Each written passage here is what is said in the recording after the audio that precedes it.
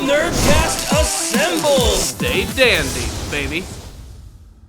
The moment you've all been waiting for has officially arrived. The final rounds of the God of High School Seoul Tournament are officially underway. It's Jin Mori versus Daewi, and it's an exciting battle that is not only over the top and crazy in the best ways possible, but it also might be one of the most emotional episodes of the entire series. So let's go ahead and dive right into this episode, which I can say without pretension is essentially just one of the most badass things that I have ever seen.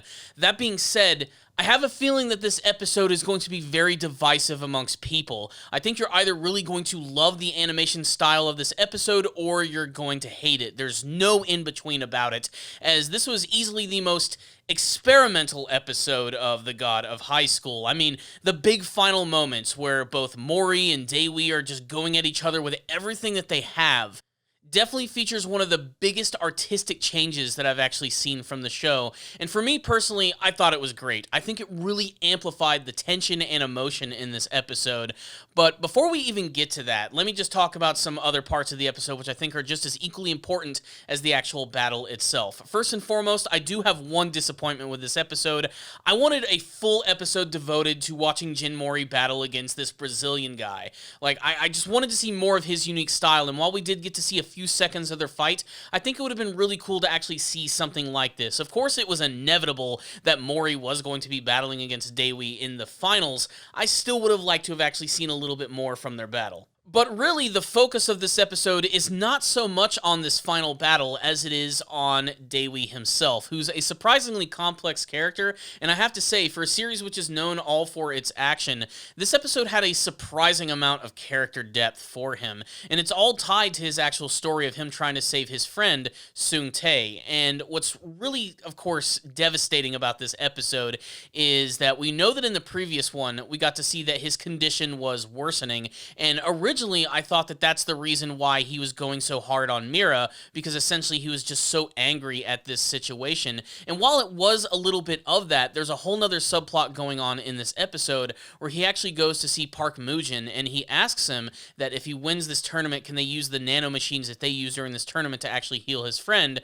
But unfortunately, he realizes that by that time, there's a good chance that his friend is probably already going to die. And this is when Park basically gives him the option that if he just goes 100% full-on demon mode against Mira and everyone else and going into the finals, that they'll immediately try to treat him with these nano machines, and he's gonna go along and do this. And basically, that's why he's sort of beating himself up so much, because he allowed himself to be used in order to try and save his friend. That's why he's just going out of his way to do anything it takes to actually make this happen. And it's demonstrated perfectly in the beginning of the battle with Mori, as he's basically fighting just the way he is with Mira, where he's just going as hard as humanly possible. The difference here being that Mori is just an exceptional fighter and can not only take all of his attacks, but can even sort of outmaneuver him just a little bit as well. And the first, big part of their battle is just beyond intense. There's no way to describe it. You simply have to see it for yourself. It's not until later where they both get put against the ropes that Park comes up to Daewi and basically tells him that the nanomachines didn't work on his friend. And that leads to what I think might be the most heartbreaking scene of the entire freaking episode, where we actually get to see that Seung-tae, Daewi's friend, does actually end up passing away, and Daewi is not there to witness it, and basically everything that he's been doing, at least in his mind, has been absolutely for nothing. The hurt comes tenfold when we even get some flashback sequences of him and his friend, where basically they were rivals as well. They would always fight with each other simply for the fun of it, and Daewi didn't really want to admit that he'd actually made a really close friend, and this is all tied to the fact that he has really bad trust issues. So after learning this fact, basically he sort of almost loses the will to fight, and almost seems like he's going to be defeated. That is until Mira shows up. She ends up giving him a huge pep talk and basically telling him that he has to give it everything that he has, and she also presents him with this note, which was the last thing that Seung-tae left to Daewi, essentially telling him that he needs to let his hatred go, he doesn't need to worry about saving him anymore, and he simply has to live for himself, to find real friends, and to continue moving on.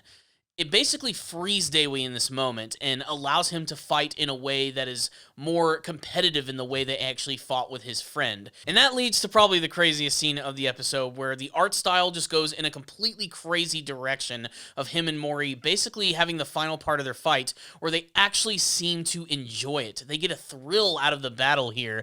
And this entire scene is personified by making their entire fight scene essentially look like an old school Japanese painting with very thick black paint and lines. And while it's not exactly what I was expecting from their final fight, it was mesmerizing to say the least. I especially loved when the art style got really soft when they were battling. It was still very intense, but it was a great way to sort of personify how Daewi has sort of accepted the death of his friend and realized his mistakes, realizing that he does have friends in this world, ones that he can actually count on, those being Mori and Mira. They both also utilize some pretty cool techniques, such as Daewi, who uses this attack called the Azure Dragon, which essentially is him basically using a Kamehameha attack. It looks really awesome. And then Mori unleashes his ultimate technique, which is essentially this giant blue dragon kick, which not only takes down Daewi, but basically just annihilates the entire ring, and it also just looks really freaking awesome. And as you would probably predict, there is a winner here, and it is none other than the super fighting freak, Mori. However, while Daewi did lose this battle, he does actually end up winning something in the process, learning a little bit about himself and realizing that he did have friends that he can depend on. And I have to say, the final shot of him being supported by both Mira and Mori as he finally starts to smile and realizes that he's made friends is nothing short of heartwarming. That, and of course, the final post-credit scene where he finally has his last words with his good friend, letting him know that he does have friends, ones that he can look out for. So, what's the rundown on this episode of The God of High School? I did not expect this to be as emotional as it was, but the way that they're building it up, it does make perfect sense that they would go in a direction like this. And it shows that the series can excel at action as well as characterization. And again, if you're just wanting more of that like trademark God of High School, super fluid, awesome choreography fighting, you're definitely going to get it in this episode. I mean, it pours it on like freaking syrup on pancakes. It's freaking great. But all of the side story about Daewi and his friend, how he met him, how he made this rival, and how he found someone that he could completely trust in, but still never actually say it out loud, combined with this emotional fight, made this maybe my favorite episode of the entire series. And I really don't know where it's going to go from here. You know, like I said, I love good action shows and I love a good tournament arc. And now that we're done with the tournament, where are we going to go from here? Are we going to just move on to another tournament? Is there going to be a much larger story that's going on here? Because the episode doesn't even waste any time in starting to introduce brand new characters. I mean, at the very end, after this massive fight, we have two characters who are introduced, one of which is this one tall, lanky guy with long, wavy blue hair, and some other guy who's watching the entire fight on TV with black hair. And of course, they make sure to focus on them just a little bit, letting us know that they are going to be very important. Basically, there's a lot of characters in the show and a lot of things that they've been building up to in the background of what the God of High School is going to truly be all about. And frankly, I can't wait to see what's next. I'm definitely along for the ride. The long and short of it is this episode rocked my jollies. It was emotional, it was action-packed, and it was done with great production value. Like I said, I don't think some people are going to enjoy some of the artistic changes and choices that they actually made in this episode, but I think it only amplified this episode even more and made it all the more distinctive. I loved those final moments, but I also loved all of the individual moments with the fantastic fighting choreography. It was another strong episode from God of High School, and it continues to be my favorite show this season. I loved this episode, which is why I have no problems in giving it a 5 out of 5. However, I'd love to get your thoughts about the episode, and you can sound off in the comments section below. What did you think about the big final battle between Mori and Daewi? And what do you hope to see from the future of the God of High School anime series? Let's talk about that and this episode all in the comments section below.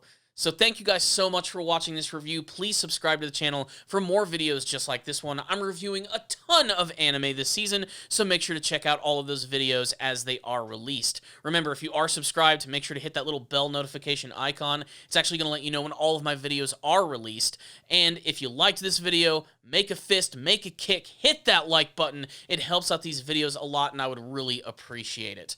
I would also like to thank all of my patrons who have been checking out my Patreon page. You guys are awesome. You've been making some great donations to the channel. Remember, if you make a small first-time donation donation, I will review an anime series of your choice. I would also love to add your name to this list of amazing people who have been supporting this channel. So there it is, my friends. Thank you for watching this review. I'll see you all next time, and as always, stay dandy, baby.